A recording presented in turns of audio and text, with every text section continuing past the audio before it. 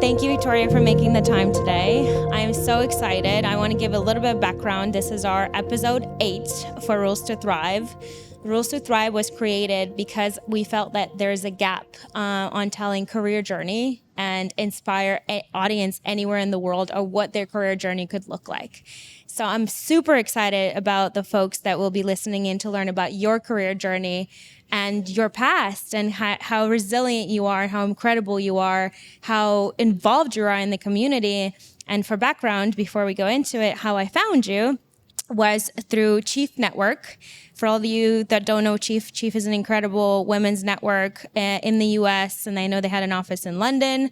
But I think what we make of it is what the power is how we met. So I joined a Chief group, and I saw Victoria answering to many questions, helping every professional over the WhatsApp group. And when the opportunity came up, we got a chance to meet. So I'm super excited about that. So welcome.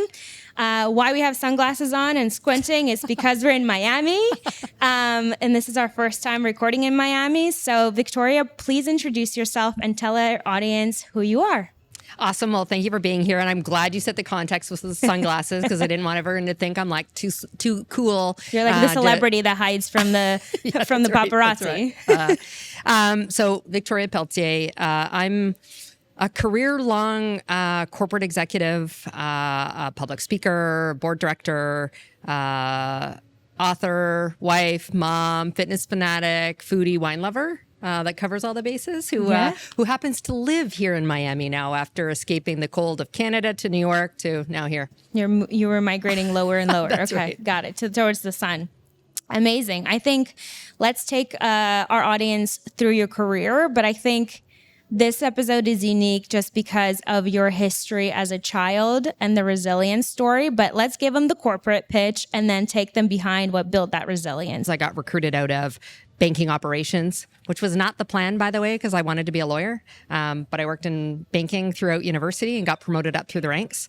And so now 25 years in professional services, being recruited out of banking as chief operating officer in a private BPO, business process outsourcing organization.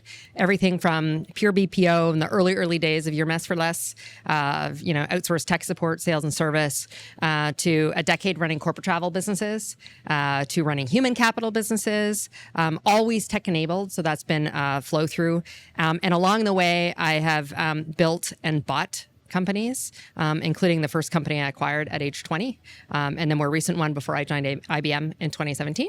And I continually look for more challenge, more growth opportunities, and the opportunity to do really neat things. What did you study in school, and who gave you your first chance? How did you grasp your first chance, and what went from there? Can you take us through so it feels a bit more attainable and actionable for our audience? Well, I should even go back further. So I started working at age 11. And I'll say a real job in that I wasn't just babysitting. I worked in a hair salon, doing everything except for the actual, hair work. And then at 14 was my first leadership role. So I worked in a shoe store while I was in high school, and got promoted to be assistant manager. And then I graduated high school at 16 with the plan on being a lawyer. I think my mom probably had me watch too much LA Law in my youth. And so that was the path I was on. But you have to get an undergraduate degree. So while I was in university, I worked for a bank in their contact center, flexible hours to accommodate. I was also an actor, so accommodate the acting I did as well as my schoolwork. And again, I got promoted quickly. And I'm going to say that my performance has been, understanding how success is measured has always been, something that I attribute career success to. So I understood that at a very early age. But I think that's a huge nugget because I feel like you mentor a lot of people and you probably see this. People think hard work means promotion, but understanding that's a huge nugget and rule to thrive from any stage of your career is understand what success looks like to the business and align yourself to drive that success. Because I think that's a big missing piece. So what's your advice? If you're starting in your career And you were saying, you went from retail to banking contact center, understanding the main goal. How do you do that as an individual contributor starting in a career? Well, I'd encourage people to ask because, first of all, incentives drive behavior, which can be a downfall from a culture standpoint in organizations. But they're not always incenting the right things in the way that other leaders measure in the business. So understanding that as an individual means also asking of others what success looks like, particularly when you're being interviewed, but certainly then once you get to an organization, and ensuring that you continue to stay relevant in your skills for that role or for future while continuing to deliver in the way in which the organization defines it. I saw that nugget. I had to go for it. So take us through.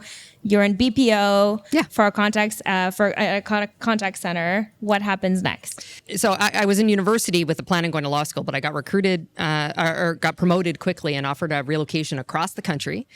So what I thought was going to be 1 year off before I went to law school became never. I also thought it would be 1 year in the big city before I moved back to my hometown, which also became never.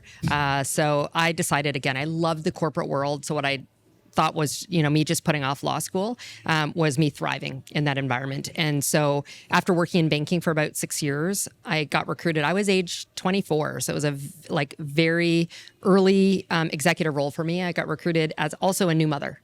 So my son had been born just 3 months prior to go be the chief operating officer, general manager for this BPO company. And huge stretch role. I don't think the vernacular of imposter syndrome existed 25 years ago. And at 24. Right. Yeah. But the feeling was very much real. Yeah. But I was recruited to that role for a number of reasons. One, it was contact center, which is what I had been doing. They had banking clients, and I'd worked for two of Canada's largest banks at that point. And I showed up with confidence. I am not a believer of fake it till you make it. However, when it comes to confidence, I will tell people to fake it all day long because confidence is equated to competence in the mind of many others. So I showed up with skill, with still a number of years of experience and a great deal of confidence. And so I landed that role. I'm sure in your coaching conversations is I'm at the table and I'm scared to speak my opinion and speak my mind. And I think you're giving us really important rules to say you're at a table because you've been given a chance based on your experience. Now it's up to you to have the confidence to speak up. And even if you don't have the experience, to lean in to learn, but also have the confidence that you'll execute. Am I missing anything? That's imposter syndrome? I feel like it's a term we've used so much, but let's make it real and actionable. How do you deal with that? Is there anything missing from being confident, knowing that there's a reason why you're here and not questioning it? Anything else? There's a confidence in acknowledging that you don't know what you don't know, and confidence in asking for help. So for me, I've never been afraid about not being the smartest person in the room, about hiring people that are more talented and skilled than I am. We bring different skills to the table. So even in my 20s, I understood that. And I was comfortable putting my hand up to say, I don't know, with confidence, saying, I don't know, but I'm going to get you the answer. I can't deliver that for you today, but I'm going to hire someone who can. And so that's been tremendously helpful. And also you said one part too, just around understanding, your skills and your competence. And so for me, where there's a gap, I leaned into in that first role, the fact that I had significant experience in a multitude of areas. I hadn't led sales teams, marketing teams, IT teams at that point, but I had all of these other pieces.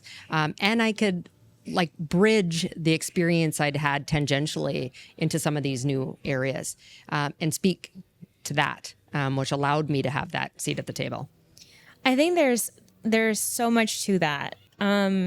I do have a question for you because I think there's a balance between getting in the nitty-gritty and knowing the details versus letting others solve it. How do you find the balance? So you're going from 24 to this very senior role. You understand there's gaps, and everyone has gaps.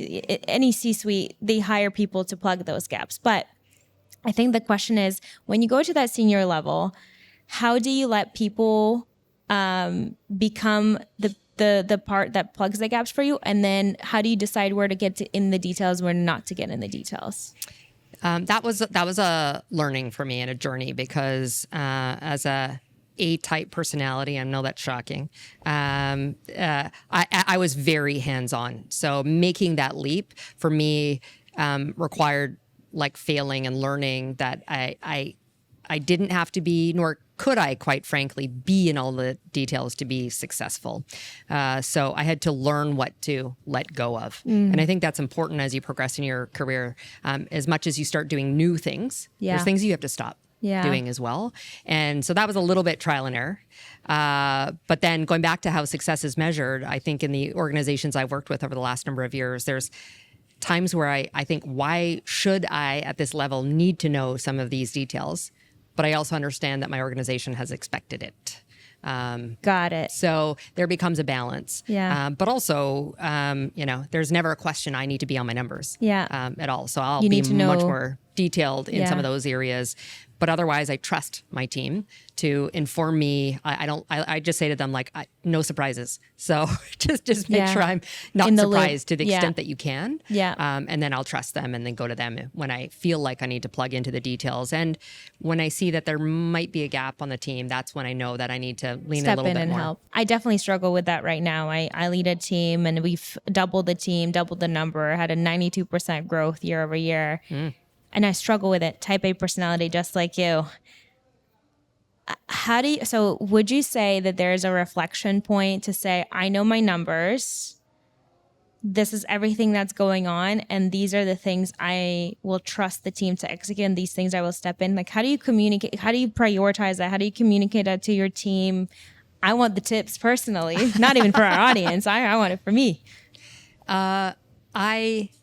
Maybe because I learned to our conversation around success as an individual contributor, I've learned to be very upfront with my team around what success looks like for me, for our organization, and what my expectations of them are. What are some rules to thrive as an individual within an organization that goes through an acquisition? So the other very important part of an acquisition is that the people side of it. And I've spent most of my career on the services side. So in many cases, you are quite literally buying people, buying the relationships they have with the clients as much as you buy contracts and assets. And so as an individual, but also as a leader of those individuals, that's a really critical element of this. When we think about how cultures will merge, and finding the best of both, versus a hammer. It says this is the one, the acquiring company typically. But I think of when IBM acquired Red Hat. Red Hat's culture was incredible, and there was some wise decision makers who recognized that and made a decision to almost let them run separately. At that point, so I think that it's again understanding the individuals, understanding the deep connection and relationships, the history, that institutional knowledge, and making sure that you're absorbing a lot of that into it. Hasn't necessarily changed the reason for the acquisition, and maybe not all of your strategies, but how you choose to navigate and interact with people in the organization.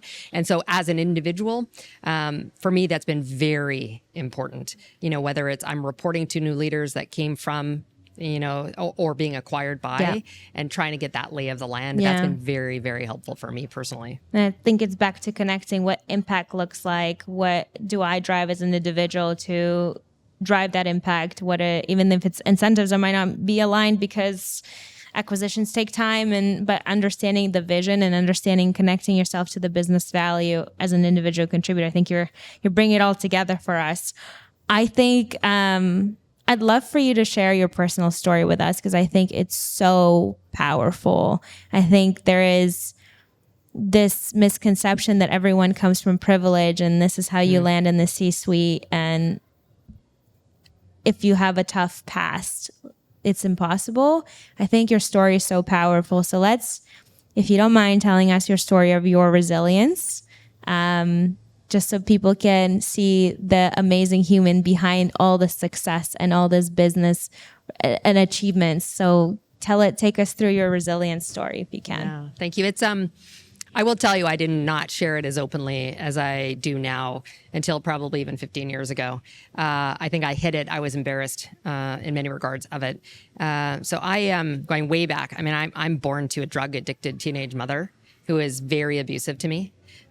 Pushed upstairs, downstairs, this one by accident, but a cigarette in my eye, and I wore a patch for months. I went in and out of the child welfare system for the first few years of my life until one fateful day when my biological mother picked up the phone to a woman she knew and said, "Come and get her before I kill her." And I'm fortunate to have then subsequently been adopted out of that organization, but to a family of lower socioeconomic means. My mom, an amazing woman, secretary. My dad, a janitor. And so I remember my mom said to me, and Tori was my nickname growing up, and she's like, "Tori, you need to do better than us." And she meant vocationally, but she didn't need to. So I share the story now because that's my why. That's where my drive comes from. I, determined that I would be better than biology or circumstance. That's why I started working at age 11, besides the fact that my family didn't have much money for vacations or school field trips and all those kinds of things.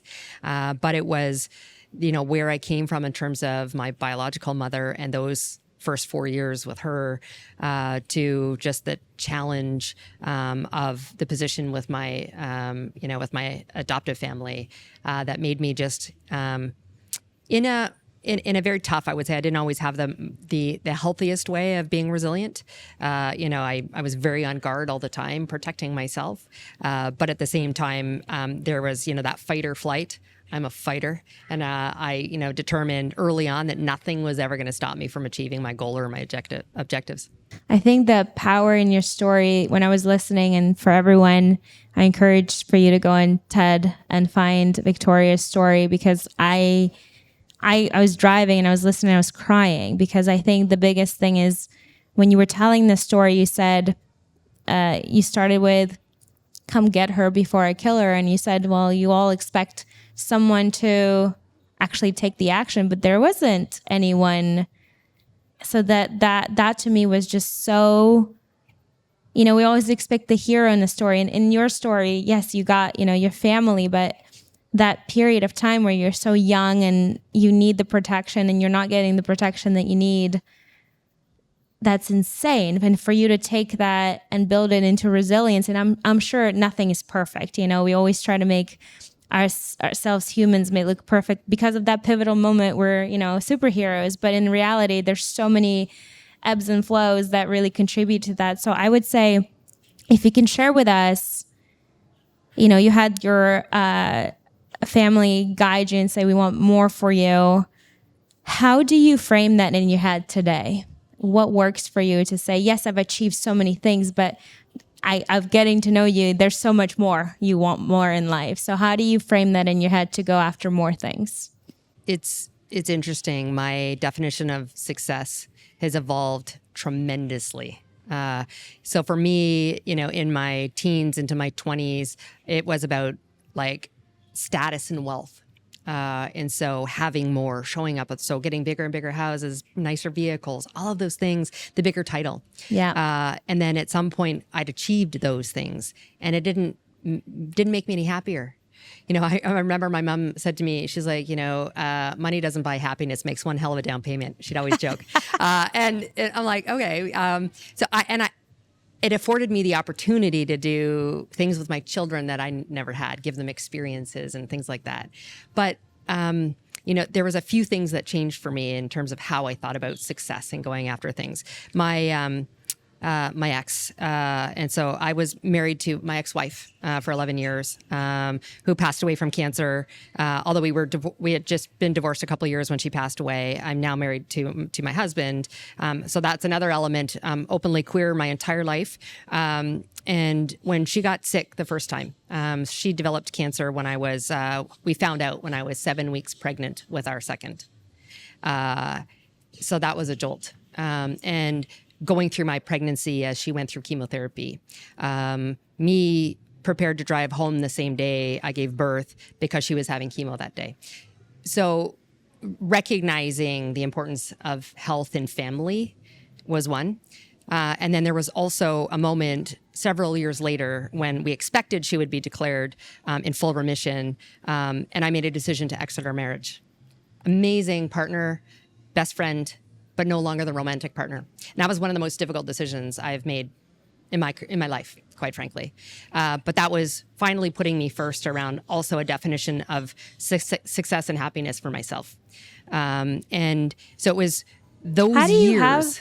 How do you have that? I feel like we always focus on careers, but there's so much that happens in between.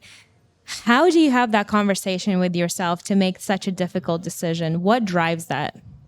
It took me a couple of years, actually, because I remember 2 years before I officially left, we had a big group of friends, and we were up at someone's cottage, lake house, and my ex-wife with all the guys. It was sort of just worked out that way with me. With the women were there hanging around, and I said, I'm not feeling fulfilled. Like it's like I'm living with a sister or a best friend, but not a romantic partner anymore.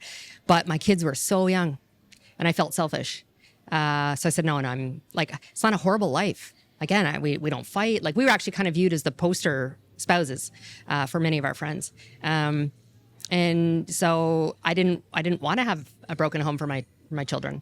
And so I recommitted. I said, I'm going to do this. And it was another couple of years. But then I just, I looked around and I realized at that point I was 33 years old. And I said, do I wait until my children were 5 and 9?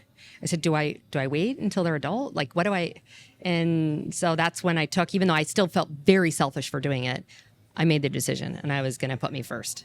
I think there's such a blend between romantic partner, best friend, and we want all of those things in our partners nowadays, which is a very high expectation. But if you have any advice on separating the two, what makes it a romantic partner? What makes it just a partner that's your best friend? What was the missing link for you? Or what do you define romantic? I think there's a lot of people that lump all. Yeah. And I think it's an important conversation for many who are doubting it to have them with themselves. And I think that's a very scary, controversial conversation to have, period, because you made the decision, right? You're in a relationship, you're married. It's a no-no, but what would you encourage people to ask themselves? I mean, do you have that tingle? Do you look at your partner and occasionally, not all the time. I've now been with my husband for almost 12 years, and it's not always there, but there are moments where I just look and I'm like, oh, I love this human so much, right? And I have that feeling. And with her, I loved her deeply, but I didn't have that spark. And if we're getting really intimate, we barely had sex in the 2 years prior to me making a decision to leave our That's leave our definitely a relationship. trigger, right? Yeah. Right. Yeah. No, thank you. Thank you for being so vulnerable. I think these are conversations, we like to focus on careers and titles and promotions and driving for money, but this is life that happens in between. So for anyone who is questioning, am I on the right track? We only have one chance at doing this. And why not drive what makes you intrinsically happy? Yeah. My question for you, you said you wanted to be a lawyer. You said, your career kind of had its paths of, a really senior title early on. How do you define what a dream career looks like? For me, the 80-20 rule is a big part of it. 80% of the time days I wake up, I need to be really excited about going to work that day. There's always going to be the 20%. Either it's just the administrative stuff that has to get done that you don't love, or bumps in the road that happen that are unavoidable. So that's what I look for. But I also, for me, it's about looking for greater challenge and growth. And so, so that even bridging off the last question around success. So for me, that definition changed to, being a different kind of leader, doing different kinds of things, both within the workplace and the community at large. And so for me, when I think about, career and dream job, it is now very much about that. It doesn't mean I still don't have aspirations. I've held C-suite titles, including CEO of a company, but a much smaller company. So I have aspirations of being CEO again, but of a much larger organization. I want to show that you can be in the number one spot and do it very differently. But along the way, it's about, being working with people that I like and I trust. Ideally, I'm learning from, and being able to be that kind of leader for others as well. I love that this is a moment. We actually had a guest speaker who I met in my 20s. And I remember having that conversation with her, my CEO, and she goes, I've done the CMO job. I've done the C-suite. CEO is next. And I love that you're putting it out there. And you know what? It's manifestation, reality, experience all comes together. And I hope that the company the size that you want is coming to get you, because I think knowing your story, know how resilient you are, and knowing how driven you are and focused and committed you are, I think it's next for you. But I think outside of the job, because I feel like we make the job define us so much, and thank you for sharing for your personal story. What drove you to do the TED Talk, and how I want it to be digestible for our audience? How do you decide? What do you need to do? And your TED Talk is incredible. So give us, because this is not your career. This is not, I mean, it's a complementary thing to your career. How do you decide and how do you pursue it? I've been speaking for 20 years. It started initially just for work, right? You're sponsor at a conference, the opportunity to be seen by others and start to network. So that's how it began. And then I started to be asked to do it in further and further contexts, and then started to actually even be paid to do it probably about 10 or 12 years ago. You use the word manifest, and that's funny because I had sort of manifested that TED would come to me. And so I didn't apply. And so there is a process, and I'm happy I understand the process. So when the organizers had come to me to ask me to speak, I was like, extremely flattered. It's what I did want. I wanted to do it. I want to do it on larger and larger TED stages than I've done today. And the theme for the entire event was around resilience. Mm-hmm. That's the TEDx Miami topics. I feel like that's an annual topic. There's one coming up. This one's on boundaries. Boundaries. Okay. And so I'm fortunate that I was approached to be able to do it, and that something I talk about frequently was a theme. And so it was very relevant. And they asked me to be the opening speaker to kind of set the tone for the night. I was like, oh, no pressure. But it is fantastic. Now, but for those who want to do it, I mean, there is quite a process. You need to find, it's easier to do it in smaller cities. And so find the organizers, who, are putting it together. There is generally a theme for each one to make sure that your topic is relevant. And you might not need to put in applications to multiple cities. I've had friends who have gone to 5 or 6 different cities, or start with much smaller ones to gain a little bit of experience to grow and do it. And then most organizers, not all, but certainly the good ones, will prepare speakers. So again, I'm fortunate, having done a lot of speaking, I didn't require as much support. But for some of the colleagues that spoke after me, they got a lot more support, which I thought was fantastic, because it's probably one of the more stressful topics. When I stand on stages, I go for 45 to 60 minutes, but I know my content. It's and business. I may veer off. Yeah. I'm like bouncing off the audience. But in this case, you've got 8 to 14 minutes. And that's it. So you pretty much need to be almost memorized, which I don't love to do. Yeah. I like to make it more off the cuff and sound more natural. Engage the audience. And yes, that's right. But I think there's something to that, 8 to 14 minutes challenges you to take those 45 and 50-minute presentations and say, oh, actually, let me take it back and see what is the essential, what I want my audience to take away, which I think is key for any presentation in business as well. Even though we have the time, what can you achieve in 8 to 14 minutes? So the process makes sense. How do you build a story? So in this case, it was easier because it's my story. Yeah. So I shared some of my personal journey, but there's it's a New York Times opinion writer. He talked about his process of writing, and he said it's heating or lighting. Or a combination of both. So I'm either I'm creating emotion, or I'm lighting and illuminating, educating. And so for me, I wanted it to be both. So that was the throughput for me, was thinking about how do I build emotion, share that with the audience. But at the end of the day, I don't want them to walk away just in tears or laughter.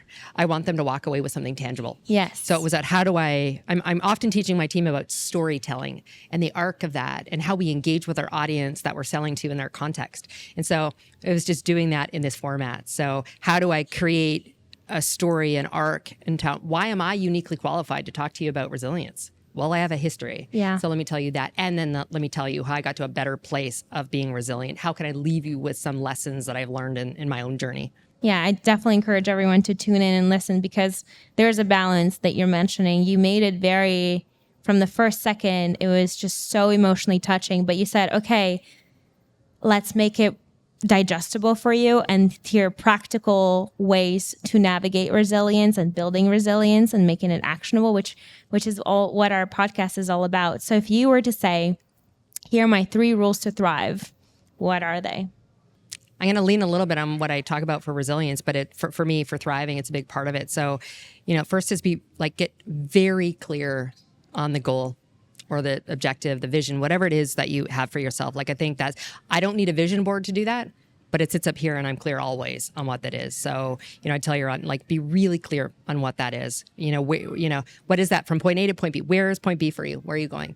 The next is around self-reflection and awareness. So I talked about, I didn't have a great way of being resilient, right? The shield of armor that I wore all the time. But how I allowed that come down was to be much more self-aware and understand myself, listen to myself. The decision to leave my ex-wife was around what makes me happy. So that spending, that amount of time. And the last is around being both strategic and intentional about the steps you take to get there. And so, building the strategy, whether it's a goal around career, finance, health, anything. Be clear. So take those actions and intentionality every day. But that intentionality also comes down to the thoughts that you have, right? Who you choose to engage with. And so those would be the 3 for me. And so around goals, being self-aware, self-reflection. And I use the phrase a lot. I use it around personal branding, but around resilience, but the strategic intentionality for me is how I approach life. And so I think that's how I've been able to thrive, is by, the combination of all of those things.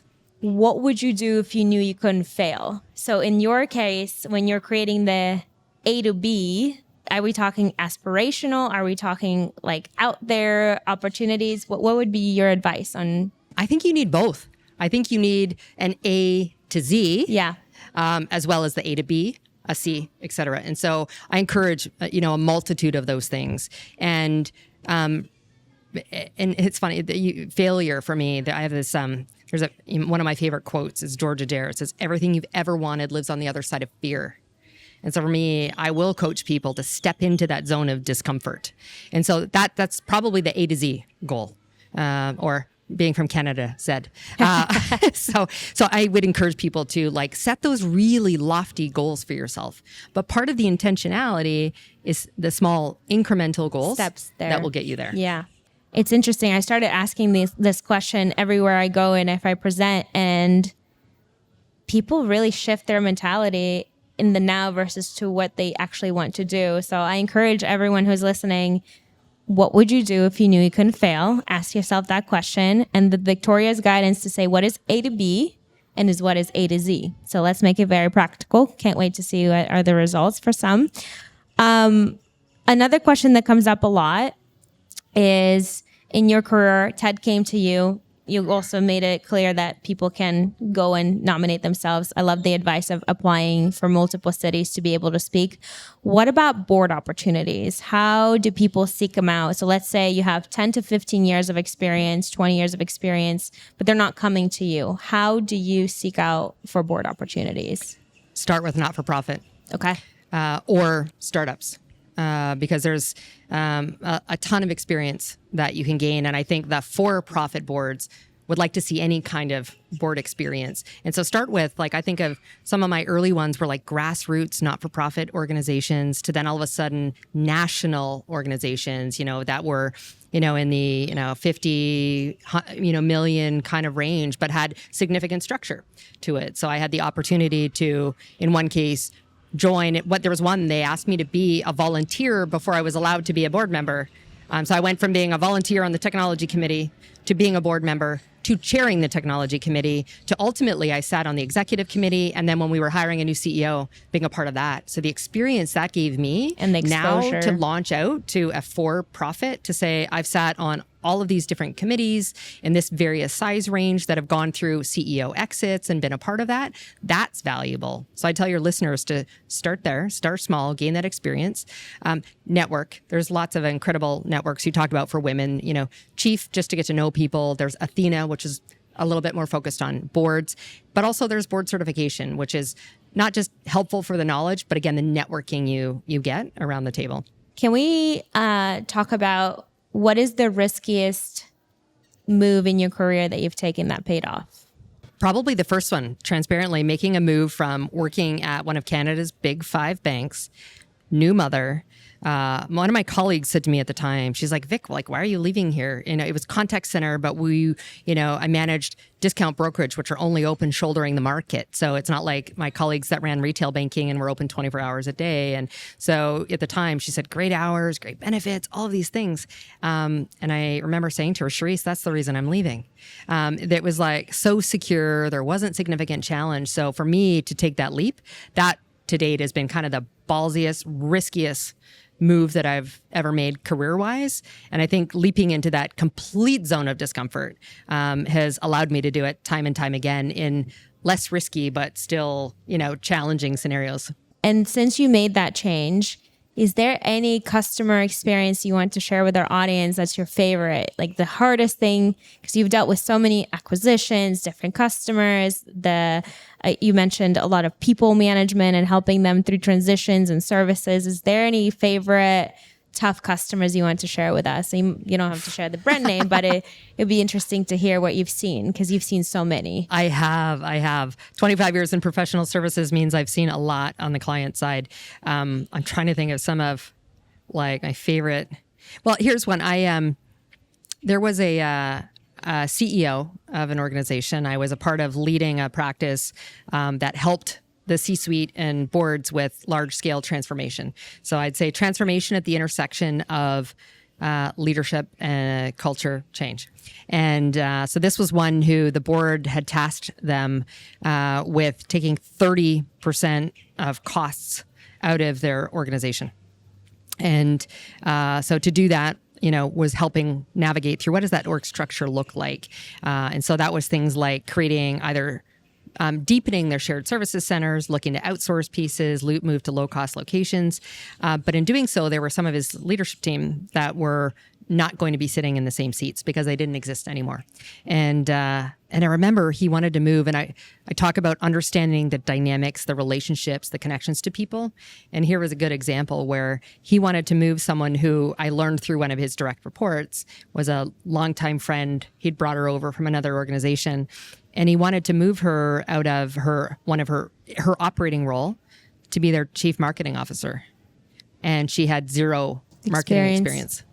And so, this was a very bold one. And I remember saying to him, Patrick, most consultants, often tell their clients, I said, what they want to hear. I said, I'm going to tell you what you need to hear. And I was very bold. And I remember he just kind of looked and, at me, and it was almost like, but it built such trust with him. So I became a go-to for him for many, many things. But it was rocky. And for a second, although I'm radically candid all the time, but for a second I debated how hard I was going to push him on this one. But I was like, this isn't why you brought us here. Yeah. I think there's a big nugget in this that I've learned through my career too, because I see a lot of people as they're moving through their career journey, when they meet with the C-suite and executive decision makers, they agree a lot. And the way to really make a mark and make a change and drive change is to show that sometimes you have a different vision. It doesn't necessarily have to be a disagreement, but you could say, I've been thinking about it this way. I want to get your opinion. Is it worth progressing forward? So I think in my career, those were the moments that are scary, gut-wrenching, everything you could feel, sweating, scared. But those are the moments where in your gut, you feel that this is the right thing to do for the business, for the value that you're driving as an individual or as a team, is speaking up in those moments and not always agreeing and actually creating a room for growth. I think those are the scariest, but also the most gratifying when they actually come to fruition moments is challenging the status quo and disagreeing and building something else. Yeah, and for me, and I would say this for in coaching others, it's also about being true to oneself. Yeah. So for me, that was being true to what I know they needed, as difficult of a message as it was to hear. And so, consistently, if when I talk about brand and I talk about identity, like a big part of who I am is about doing the right thing, about being incredibly values driven. And sometimes it means saying no. And in fact, I said no to leading an engagement for an organization because I fundamentally did not believe that they were committed to the change they said, and it was a performative action. So I'm like, then I'm not the person to lead this for you. That's very bold, because many people in your situation would say, I'm leaving opportunity on the table. That's money, that's prestige, but holding true to your North Star is what's driving it for you. And from what I'm seeing in your career, that didn't stop you from getting more opportunities. But help us, because you are coaching a lot of leaders. How do you build a personal brand? How do you get started? What's your advice? It's never too late. Nor is it ever too early. So my older son is now 25, just turned 25. But when he was coming out of college, I was like, buddy, you got to get started. And he was like, Mom, like, who uses LinkedIn? I'm like, all the people that are going to hire you. So never too late, but also be starting early. And I see huge mistakes, certainly, but I just see most people do one thing, which is lean into, let's call it their eminence, the what they do, the subject matter expertise they have and the experience they have it, maybe the industry they have it in. And that's also a mistake, because people do business with people they like, they trust, and want to do business with. And so we need to humanize the human behind the beautiful profile photo in the age of AI, in particular. And I say that, and I use some of those photo generated headshot tools as well. So I talk about there kind of being 4 foundational elements, in my opinion, to having a successful brand. So you definitely, the what you do is really important, but learning what stories and experiences you want to share about what you've done, where you've done it. So the lived experience you've had, maybe you did it in different countries, you worked in different functions. So that piece. The next is, who are you as a human? What makes you unique? And so for me, my lived experience, that is my why. It's my drive. The fact that I'm incredibly values driven, that I'm focused on, regardless of the world we live in right now, I still remain incredibly focused around diversity, equity, and inclusion. And then the next piece is what makes you different than people who do what you do. And again, in my world where people are buying people and experience, how do you stand out from the others? So the two are really connected, the who you are, but what makes you different. Yeah. So you need to figure out what storytelling you're going to do. And it's not about being fake, but curating the narrative, or someone will do it for you. Yeah. And then the last part is starting to think about legacy and impact. Like, what do you want to be known for?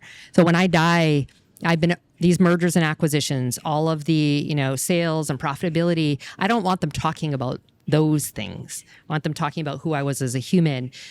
What did I do for the workplace? What did I do for community? What did I do for the world? That I raised 2 really good human beings. So it's much more than what I do and who I do it for. It's not just the titles. That's not what we're chasing.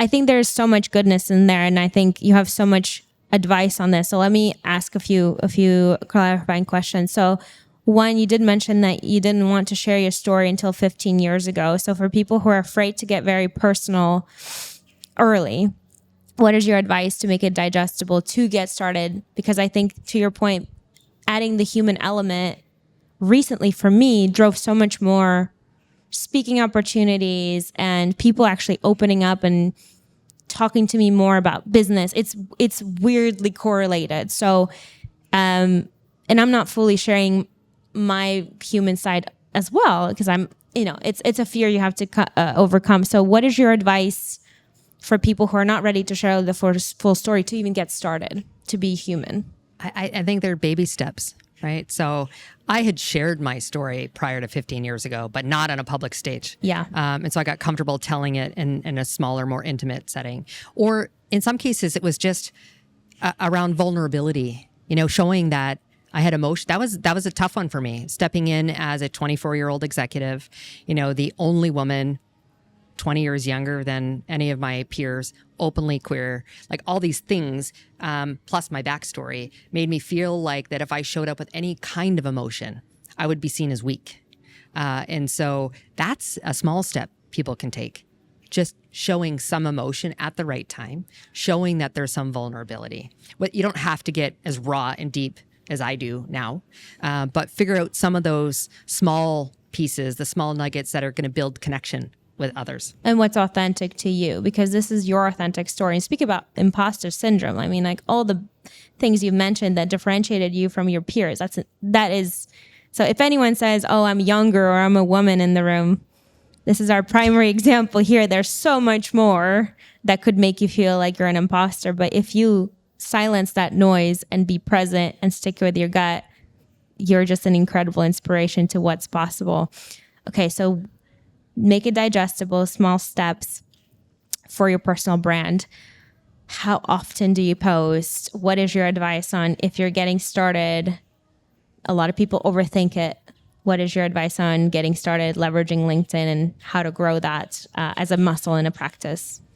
Well, the first step is what we talked about, is like curating the narrative, the brand, all of those 4 elements first. And then it is not a set it and forget it. It's not like going and building a really robust like summary on LinkedIn with keywords that people will find you. You do need to be very consistent. And so for me, I've been doing it for 20 years, so that certainly helps. I have an incredible foundation to build upon. So how much I post might be different than for someone who's a little bit earlier in their journey. I've made a choice that there's original content. I try and create an article, one every 2 to 4 weeks. The goal is twice a month. My business travel and other things don't always allow for that, although plain time is normally a decent time to write. So that's my goal. But it's also around, if you look at how LinkedIn looks at your social selling index, it's a combination of completeness of profile. First and foremost, it's not just how large your followership or your connections are, but how you engage with that network. So original posts, sharing other people's content, but doing so with the personal, like when you read someone else's article and you share it, what touched you? What resonates with the work that you do or what your clients are seeing? Not blindly reposting something, actually adding your thoughts. And exactly. Even if you disagree or have a provoking thought or a supportive thought, do it. Yeah. Post your opinion. I have LinkedIn open consistently as a tab on my browser. Mm-hmm. I know we're not supposed to multitask, and I'm trying to be better at not doing that, but I do consistently. And so I'm at least engaging with content, seeing what's happening. And a big part of my brand and continued growth is through networking. And so for me, it's staying connected with my network. And so this will drive my husband mad, but we can be sitting at a dinner table. Someone walks by, a memory, or reminds me of someone, and I quickly pull my phone. One-liner, I thought of you. How are you doing? I'll deal with their response later, but I've done that. And so I choose to do that to make sure that I'm at the forefront of people's minds as well. And so they'll read and engage with my own content. And they stay connected with you. I love that. I love that advice. And when I was researching, of course, preparing for the interview, I think there's a nugget in there of topics that you could be recognized for. So obviously you've been in the services business, your resume advocates that you've been in consulting, IBM, Kyndryl. That's kind of like the background, the business background. Then executive coaching and speaking, that was the second topic. And DEI, DEI is the third one. What is your advice on narrowing down what you and your personal and professional brands stand for? How do I advise our audience to even identify what that is, even if it's just their job? Or what was your thought process on creating that around your brand? I think your brand, you choose elements from each of those 4 areas. And so I choose to speak on topics that I'm knowledgeable about, or I'm working. Sometimes they're more so I'm doing a lot around the humanity around AI and how that's changing our workforce. I do a lot about change management. So that is important to me as a human, but it's also what I'm doing for work. So I choose, my brand is a mix of what I do and what I am doing for clients with things that are important to me, that makes me human, and who am I in business. And so talking about my leadership beliefs, what makes me different. I will talk about radical candor as one of those examples, but also around what do I want to be known for? So I sit on a board that is, help us adopt for people who are looking to adopt. We give grants to people. As a child who was adopted, it's meaningful for me. And so I want to give back. So when I choose to be public around my brand, I'm connecting the stories and my engagement with all of those elements in terms of, what I want to be known for and not just what I do. I love that. I love that advice. And I think you're bringing up one of our favorite new questions we've been asking.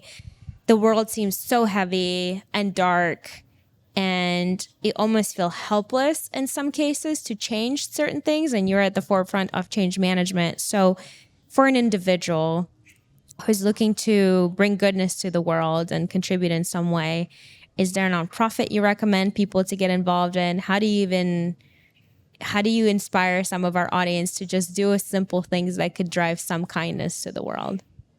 Much like in business, I tell people to follow their passion. So if you're going to give of your time or your money, then it should be something that's meaningful to you.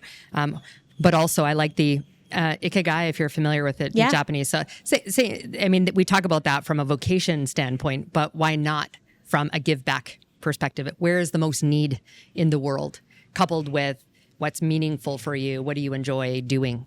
And there's no shortage, I think, of opportunities to, create some goodness in the world that are aligned ideally to your, individual passions. For those that don't know what ikigai is, can you explain it to our audience? Yeah, so it's this philosophy when you're thinking about vocation, there's these concentric circles around, what you are skilled in, what you enjoy doing, and you're passionate about, what the world needs, what you can get paid to do. So find that spot in the middle around all of those pieces to help you determine, that vocation. And I say vocation, so it's career, but I think it's just applicable to life. I love that. I think let's bring it back to the little girl that's been through so much in her life and has grown into this incredible, inspiring leader, human, period. If you had a chance to speak to her right now, what would you tell her? I would have told her to start loving herself a heck of a lot sooner, because it took me a long time to learn that. So to not feel it was all my fault and question myself, and to bring the walls down a heck of a lot sooner, because I'll tell you, literally, figuratively, the weight that came off when I did that and how transformative it was. So I'd go back and tell the 10-year-old that started questioning constantly all of those things. Thank you so much. Thank you, Victoria, for joining us. And I'm excited for our audience to hear this episode and get inspired. How do people work with you and connect with you? Well, besides LinkedIn, which we've talked a lot about, I do have a website, which is victoria-pelletier.com. And you can choose to link out to whatever your preferred social media platform is to follow me. Sounds good. Thank you for joining us so much. Thank you. You were amazing.